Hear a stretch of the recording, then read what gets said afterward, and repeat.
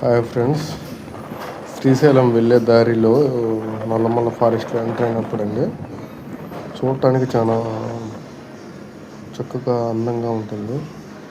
బస్సులో వెళ్తే ఏముంటుందండి, ఇట్లా బైక్ మీద వెళ్తే అడ్వెంచర్గా ఉంటుంది, ప్రకృతిని ఆస్వాదించవచ్చు.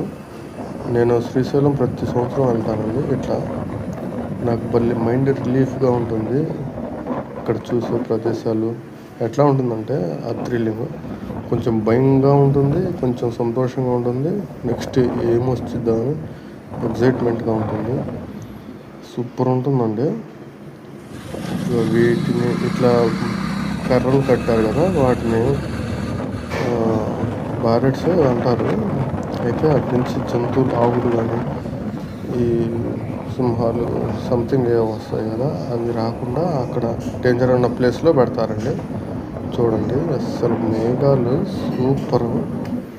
అసలు మీరు చెప్పడం కంటే మీరు ఒక్కసారి విజిట్ చేయండి. ఈ రోడ్డు సూపర్ అంటే సూపర్ ఉంటుందండి. ఇక్కడ ఉండే ప్రజలు ఇక్కడ ఎట్లా అంటే ప్రజలు కొంతమంది ఉంటారు, ఈ నల్లమల ఫారెస్ట్లోనే ఉంటారు.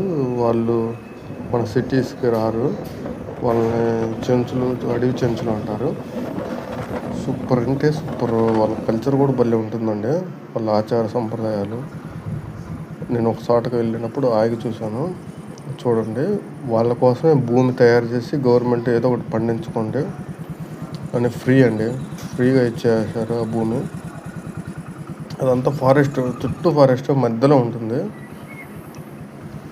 ఆ ఏరియా లొకేషన్లు, పక్షులు, కిలకిల కోయలు సూపర్ అంటే సూపర్ అండి. అంతేవిధంగా నేను ప్రతి సంవత్సరం వెళ్తాను. బైక్ మీద వెళ్తానండి. బైక్ మీద వెళ్ళి మా ఊరి నుంచి ఒక 300 కిలోమీటర్లు వస్తుంది శ్రీశైలం. ఏదైనా బైక్ మీదే వెళ్తాను. బైక్ మీద వెళ్ళి చూసుకుంటూ నిదానంగా ఆ రోడ్డు సింగిల్ రోడ్డు అయినా పర్లేదు, సూపర్ ఉంటుందండి. అది చూడండి, ప్రకృతి ఎట్లా ఉంటుందంటే మనం ఒక వేరే లోకానికి వెళ్ళి ఈ లోకానికి వచ్చినంత ఫీలింగ్ వచ్చేసింది. కార్లో వెళ్ళినా అంత ఉండదండి. బైక్ అడ్వెంచరే సూపరు.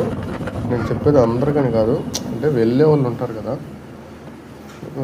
యూత్ కానీ ఒక 40-50 ఏజ్ లోపల బైక్ మీద అడ్వెంచర్ వెళ్ళే వాళ్ళని సూపర్ ఉంటుందండి. శ్రీశైలం ఈ ghat road, Nallamala forest road చూడండి. అసలు యానిమల్స్ కూడా అగపడతాయండి. చూడు, ముందు వచ్చేది, కాకపోతే కొంచెం జాగ్రత్తగా ఉండాలి, లేకపోతే ముందు వచ్చేది ఒక్కోసారి తెలియదు. అందరూ జాగ్రత్తగానే ఉంటారు, ఎక్కువ స్పీడ్ వెళ్ళరు, నార్మల్గానే ఉండుద్ది. అడ్వెంచర్గా భలే ఉండిద్దండి.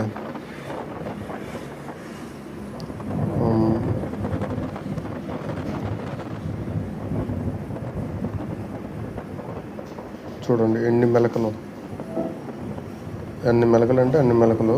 ముందు ఏం జరిగిద్దో ఏమొచ్చిద్దో అన్న ఎక్సైట్మెంట్లోనే ఉండుద్ది. కానీ కొంచెం